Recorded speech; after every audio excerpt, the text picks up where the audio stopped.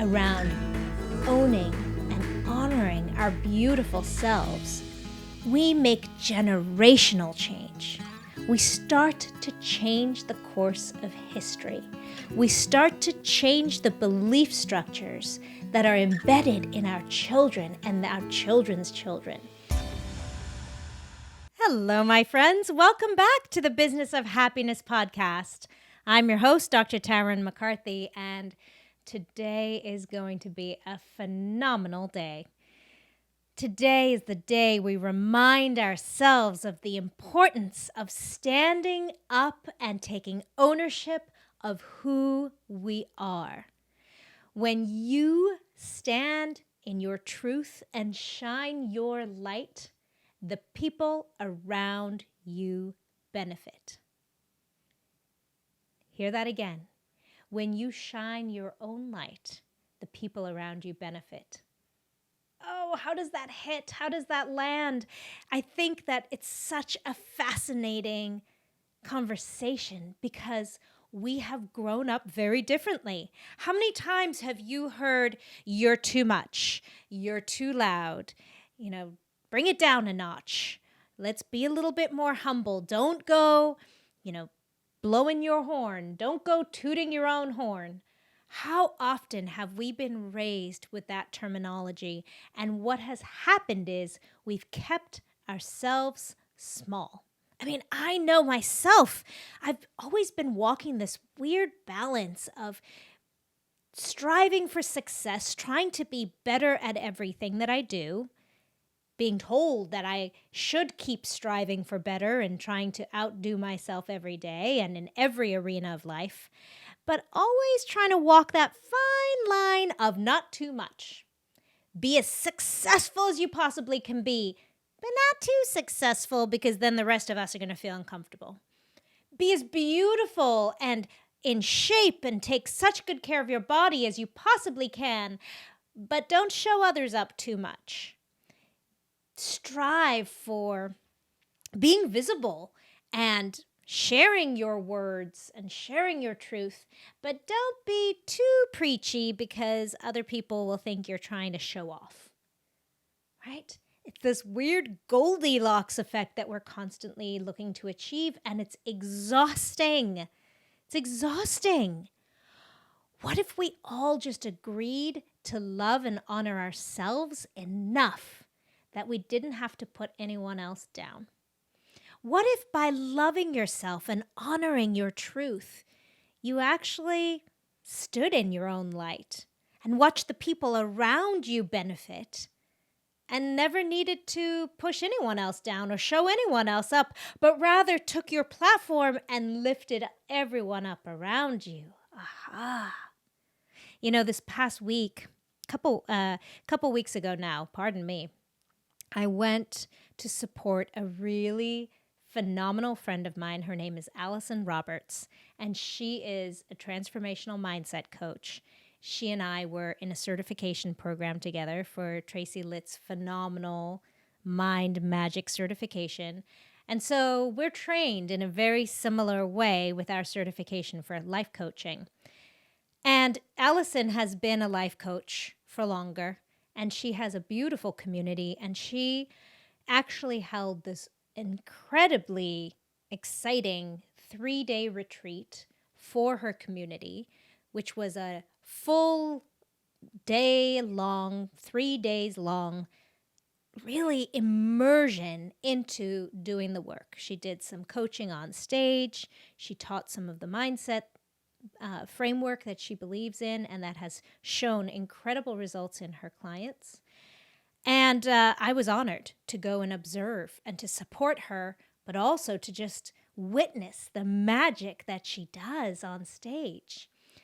And my takeaway from this incredible event was the courage that Allison had to stand up there and speak her truth. This was very vulnerable. She got up on stage and said it exactly the way she saw it and held space for these incredible men and women in the audience.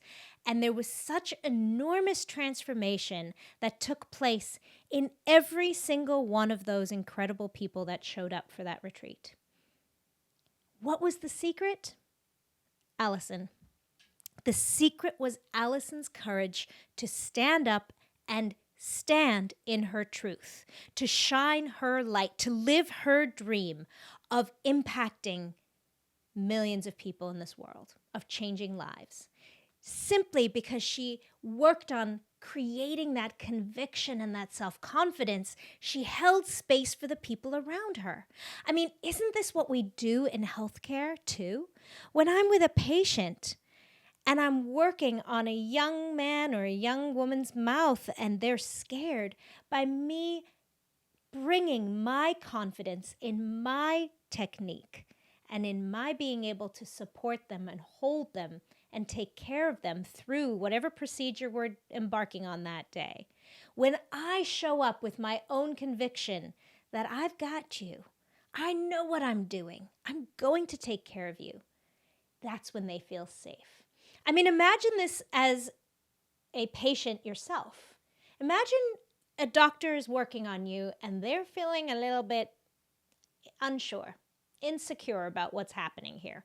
They're not really sure they know what they're doing, or maybe this is a new thing that's coming out of the blue and they've never exactly seen a case like yours. I mean, how safe are you going to feel in their hands, right? But if the same doctor showed up with confidence, I know what I'm doing. I've done 100,000 of these. I can do these in my sleep. I've got you. I'm going to take care of you. You're in safe hands. Well, half the healing is already done. You've already put me in a place where my body can do the work. You're just going to guide me through this experience. The same is true in every aspect of our lives, every single one of them. What if we could just show up in that manner always? As parents, as leaders of our team, what if we weren't always trying to just make it into this Goldilocks secret space of being really good at what we do, but not too good, so we don't make anyone else feel uncomfortable? What if we allowed ourselves to be the best at whatever it is we wish we could do? What if we gave ourselves permission to fully dive into our dreams, whatever that is? I mean, maybe for you it's painting. What if you gave yourself permission to fully shine as a painter, as an artist? I had such an interesting conversation with a client of mine this morning. She said, Tarryn, I was talking to my sister-in-law, who is gorgeous, and she said to me, do you do everything? It seems like you do everything. Is there anything you don't do? You're great at singing. You're great at painting. You're great at leading your team. You've grown this beautiful business. Is there anything you don't do? You're amazing. And the minute she spoke those words to her, my client felt insecure and immediately started saying things like, oh no, I'm not that good. Have you heard that pattern in your own voice? When someone pays you a compliment and you want to put it down a little bit, pretend it's not that great because you don't want to make anybody feel uncomfortable around you. Wow. If you're listening to this podcast, chances are you didn't get into business to be miserable. The problem is that people feel that if their business gets busier, if they start becoming more successful, that happiness will eventually set in. But it can actually get worse. This is why I created the Business of Happiness Prosperity Coaching. In this one-on-one coaching, we look at how to redefine success on your terms and re-find the joy and the passion in your dream. Visit me at thebizofhappiness.com and become the happiest business owner you know. What are we teaching our future generations? What are we teaching our daughters and our sons to do? To placate the people around them and dull their shine. And what if we gave everyone permission to just welcome that beautiful, beautiful insight and gratitude and to be seen for who you really are? What if we could stand up and say, yeah, thank you for noticing.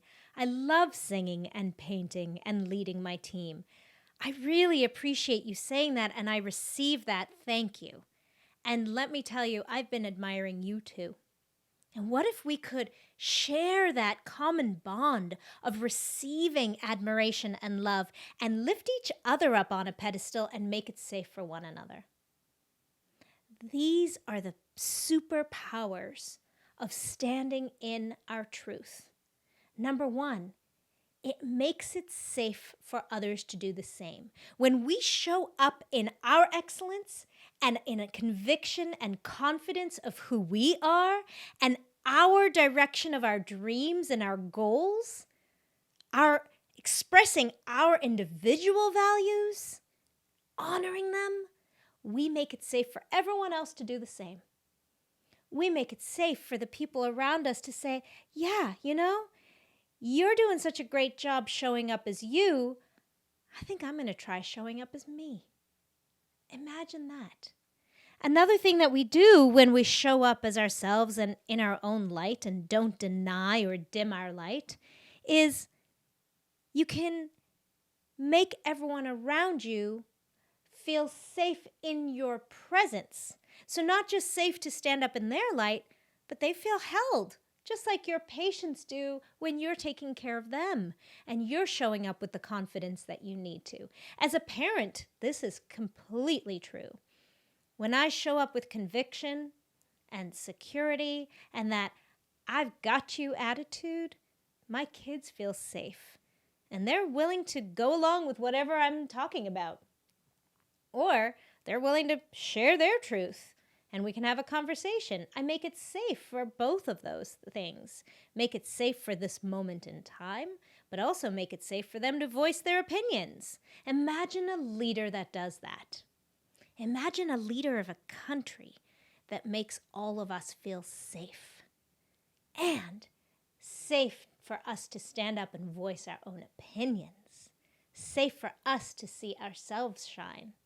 And then the third incredible benefit is when we change our language around owning and honoring our beautiful selves, we make generational change. We start to change the course of history. We start to change the belief structures that are embedded in our children and our children's children.